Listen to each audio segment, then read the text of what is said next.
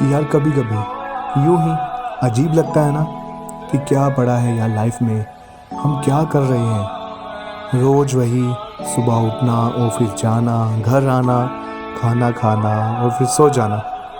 ज़िंदगी है क्या? हमें कब, क्या, कितना, क्यों करना है?